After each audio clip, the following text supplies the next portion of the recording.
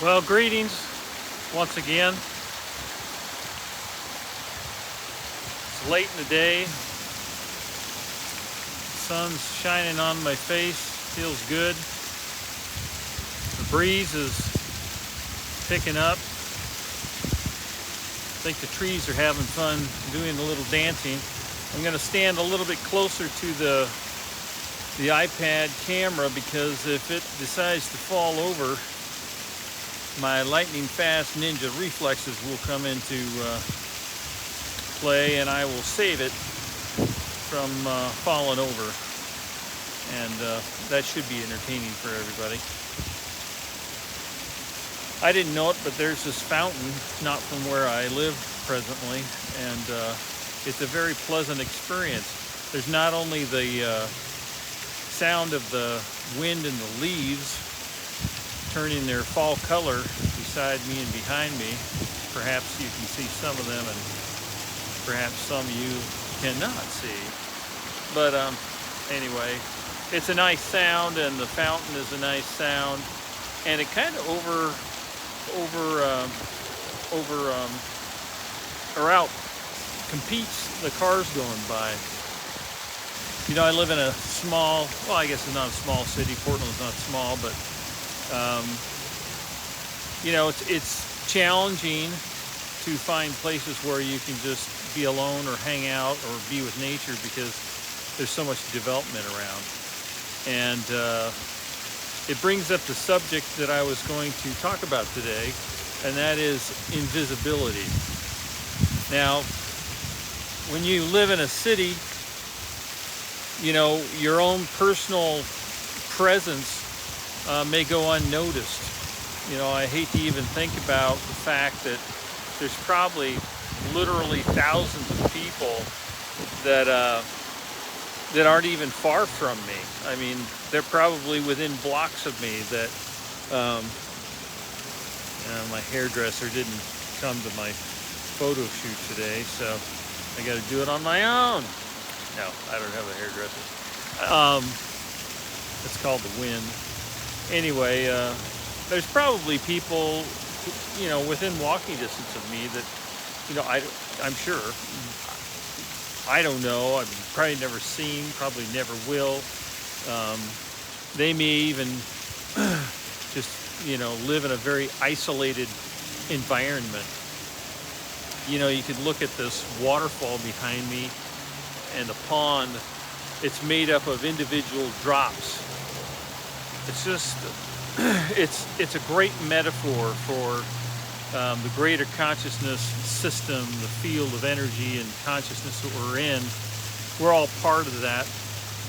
We seem separate because we're only looking through these human eyes and living this human experience, but we're really part of all of it. And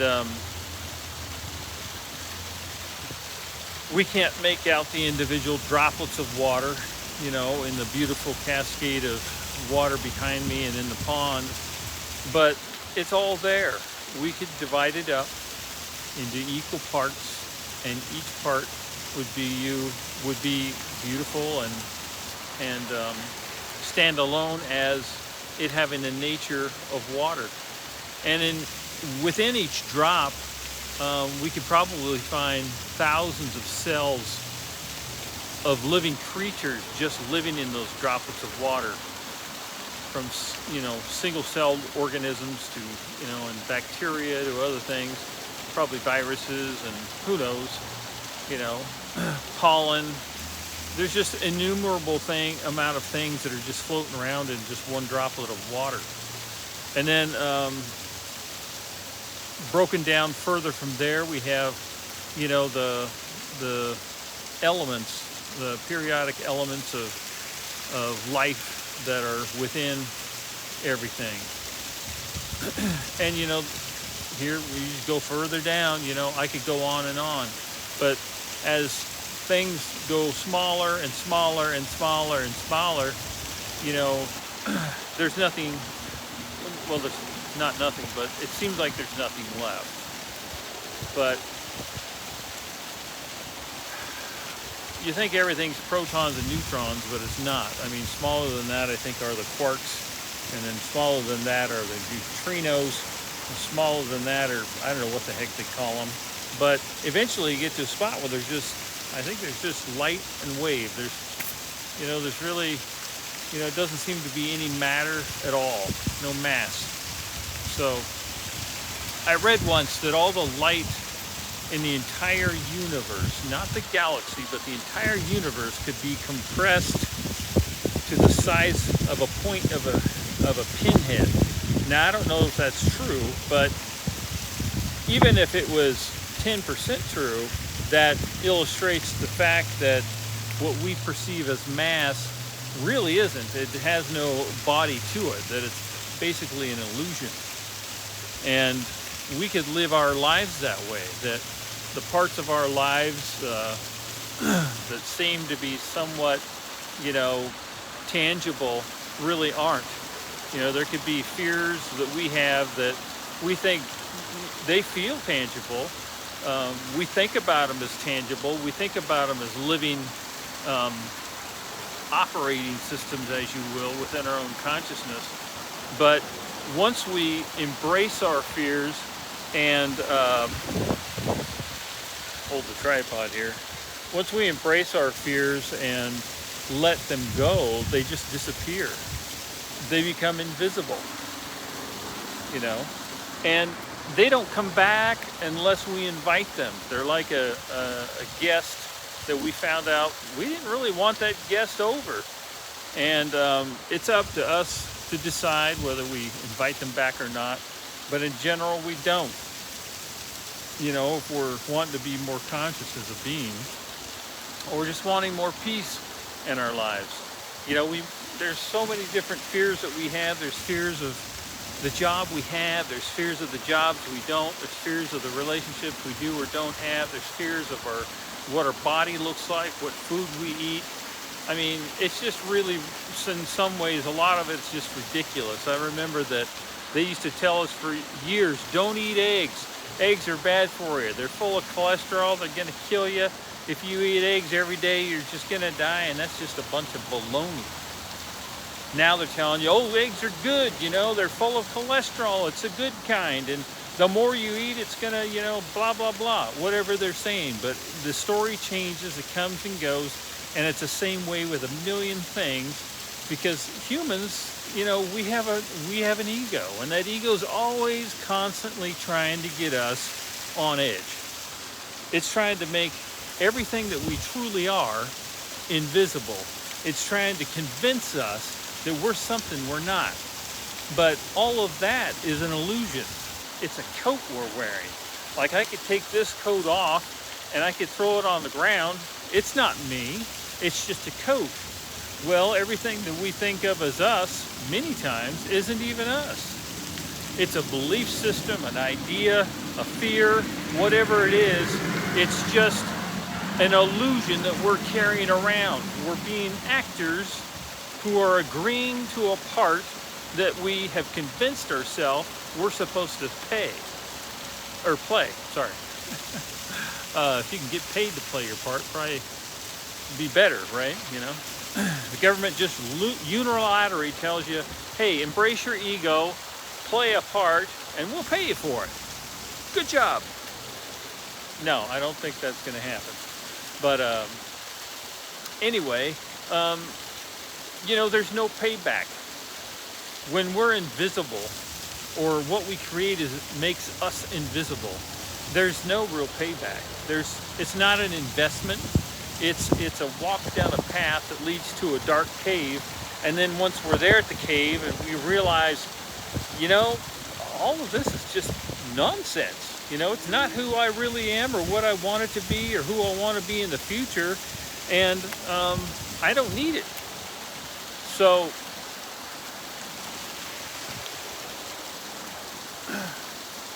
I try to ask myself what's making me invisible.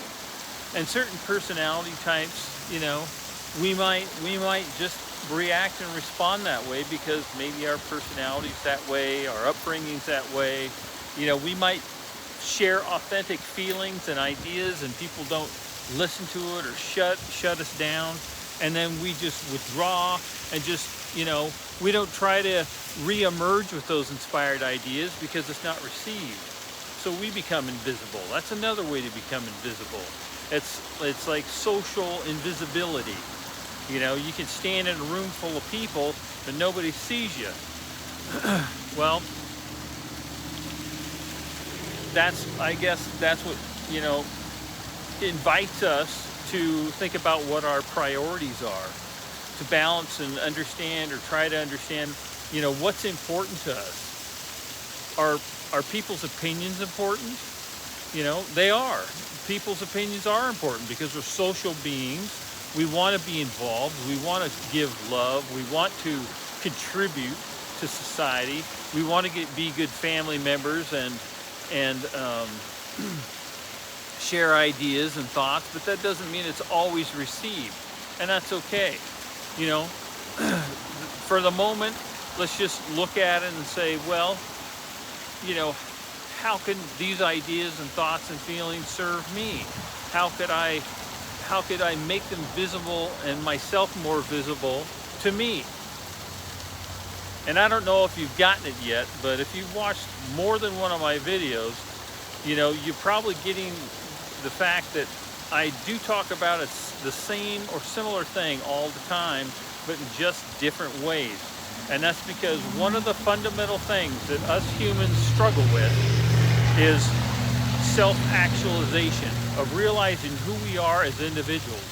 We walk through life as actors, programmed by our experiences, by the thoughts, feelings, words, advices, and ideas of society and others, and our own experiences and memories. And that moves us in a direction, and it has momentum.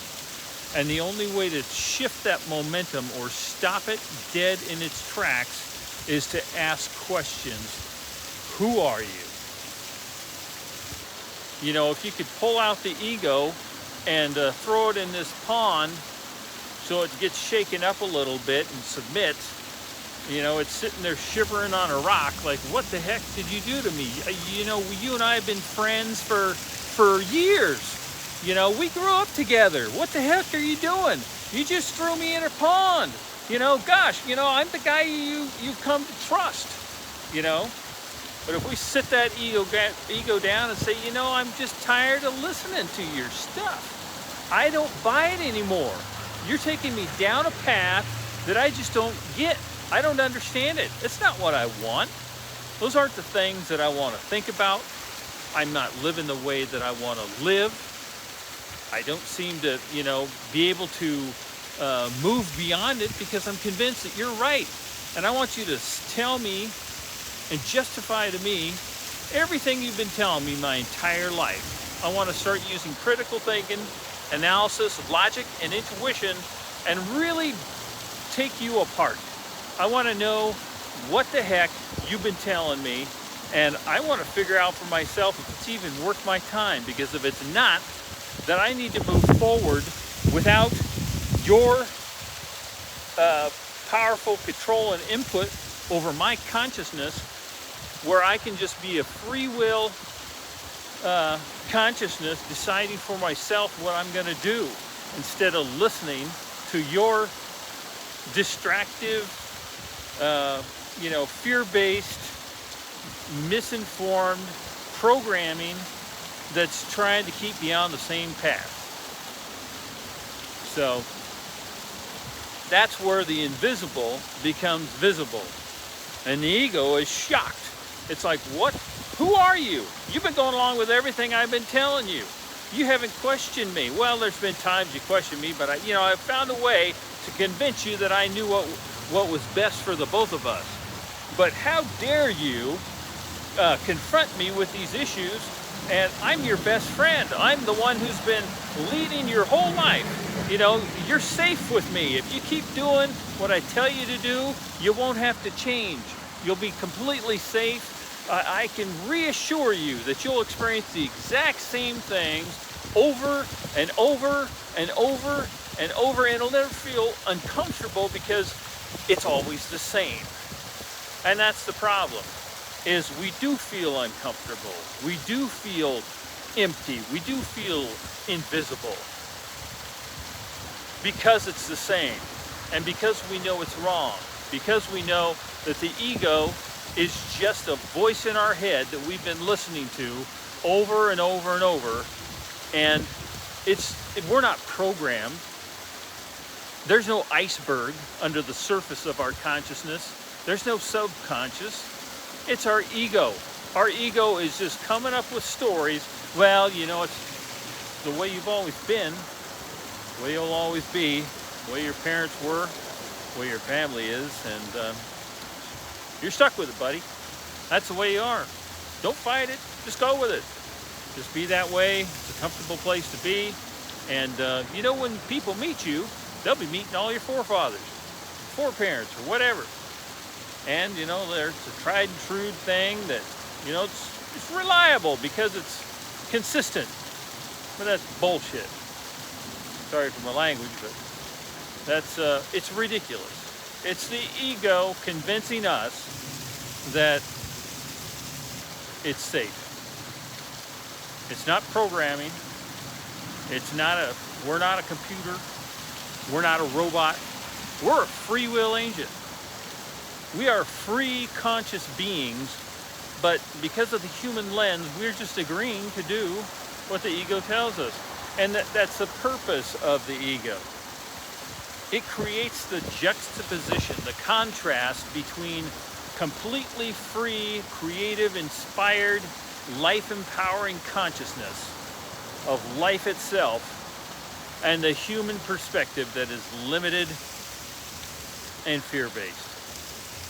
And the ego loves its job. It is so enthusiastic about it, you can't even describe the amount of enthusiasm the ego has of keeping us in the same place.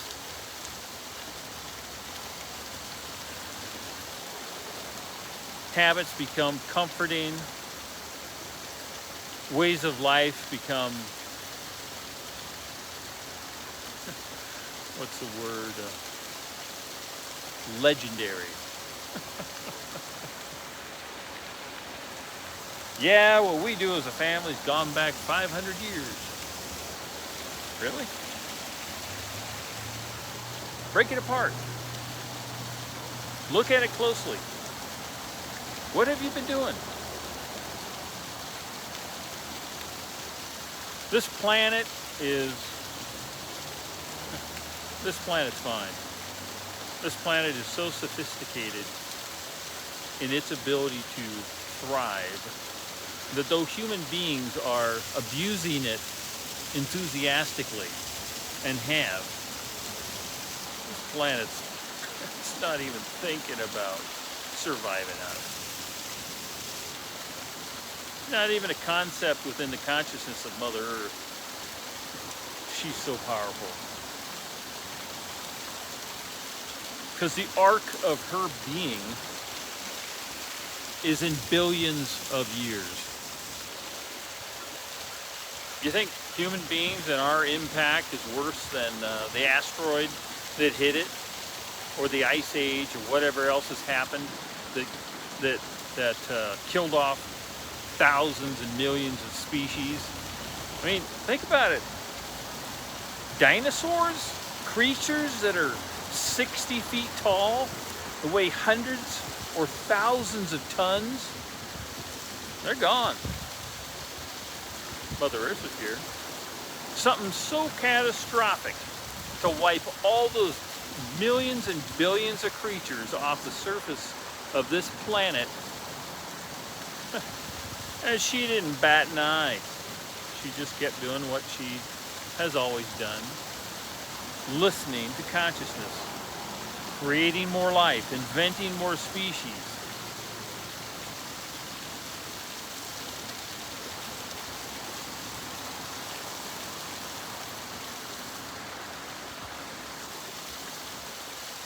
We're the ones that should be that are endangered. Our endangerment is that we'll become so invisible to ourselves that before our passing, of whatever life we're living, we don't ever really self-actualize. We don't ever really love. We don't ever really embody gratitude.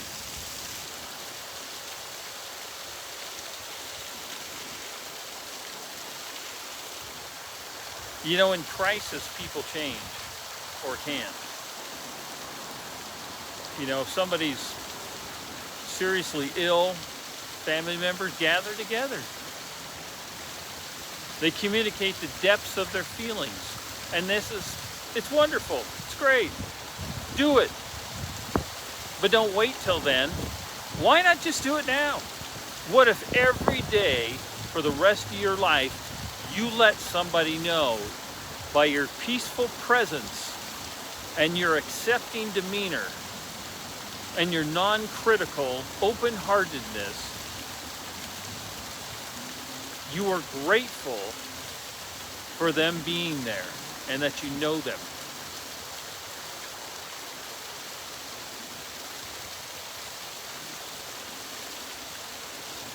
What if you went to bed at night and you could reflect on the fact that every person you came across during that day, whether you knew them or not, but especially if you didn't know them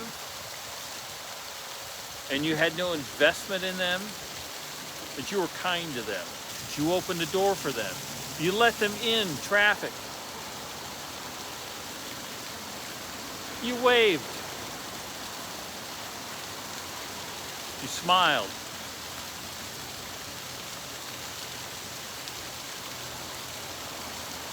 How difficult is that?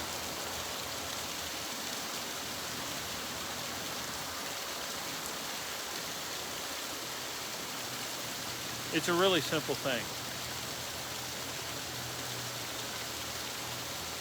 But it's like I was listening to an investor, of which I haven't been in my life, but I allow myself now to walk down that path. But an investor was talking about the fact that if you put a small amount of money in an account that gets, you know, some reasonable percentage rate that keeps up with inflation, there's a sequence of doubling that happens. You might put in $2,000 when you're, you know, around 20. And by the time you're 60 or 65, it's hundreds of thousands of dollars. Being kind is that investment for your consciousness. I'm not going to reside on my deathbed or pass out of my body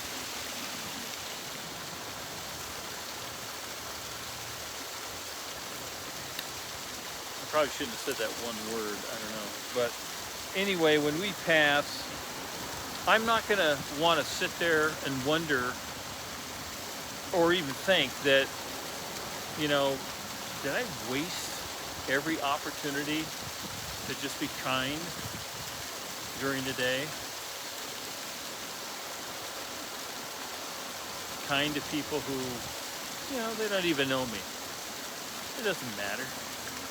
I'm not asking anything from them. I don't need to do anything for I don't need to do everything for anybody. And neither do you. I need to make sure not fall off this rock. But I need one leg shorter than the other so I can stand on this angled surface I'm at. But it must feel good that when you shift to your exit from this experience, to know that you've daily spent a practice, not a thing you're having to do, not something you're telling yourself, you know, you're obligated to do, not some dogma you believe, but just a gut, heartfelt commitment to be kind, to invest in life within consciousness, just as Mother Earth is always investing life within herself. It doesn't matter what the circumstances.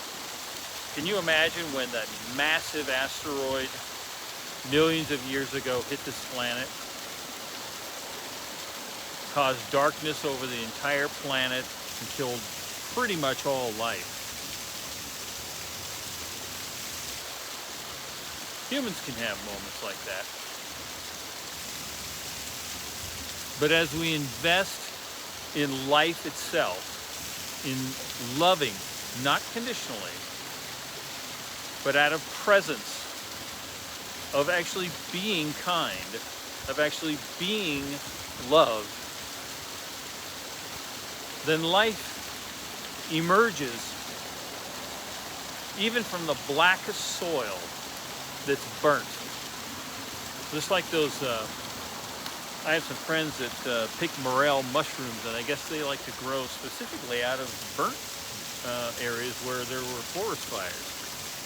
And that's the way Mother Earth is. She designs things to thrive on unthrivable circumstances.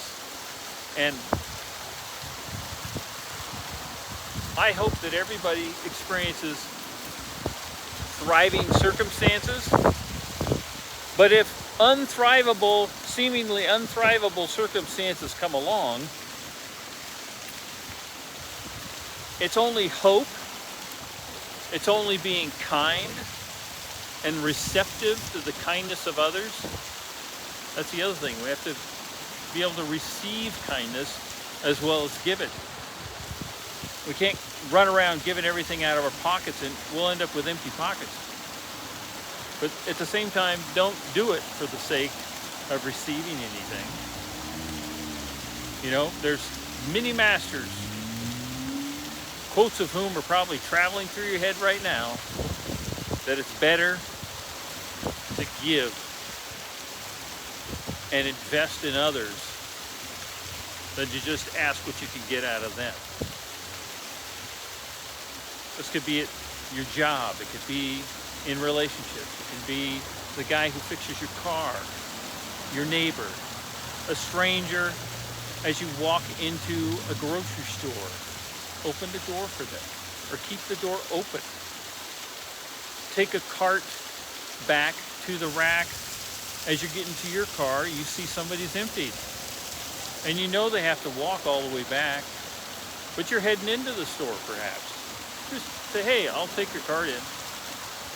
It's it's not a task. It's an exchange of focus and presence. It's an agreement and a structural thought process that says, I'm present, I'm aware that you're here,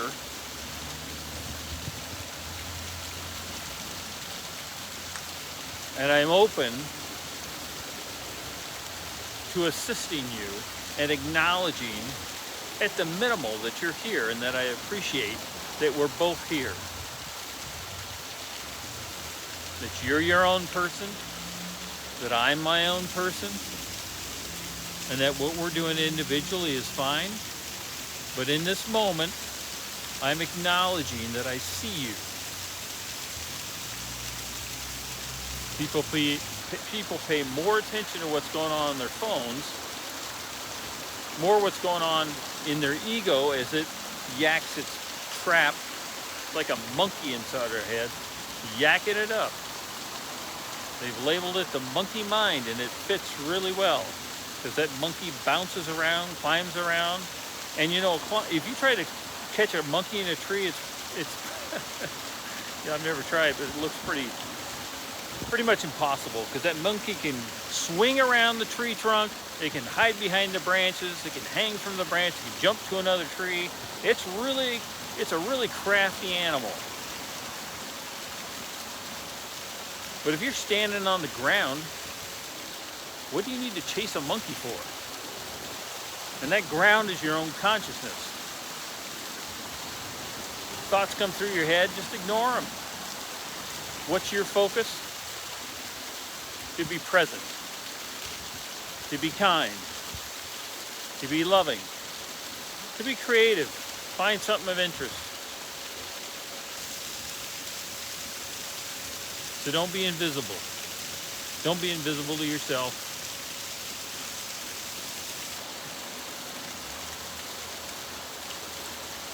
And don't be invisible to other people. It's your presence. Light is a good metaphor.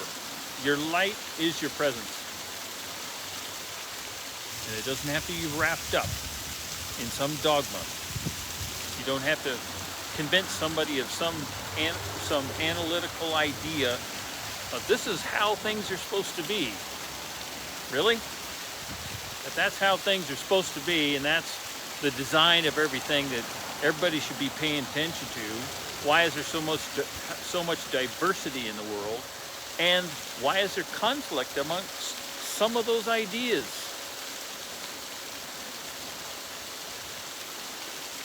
Fundamentally, at the core of every thought movement or religion, there's the concept of presence and love. And that's really all there is. Everything else is noise. It's absolute noise. And that noise will keep your presence invisible.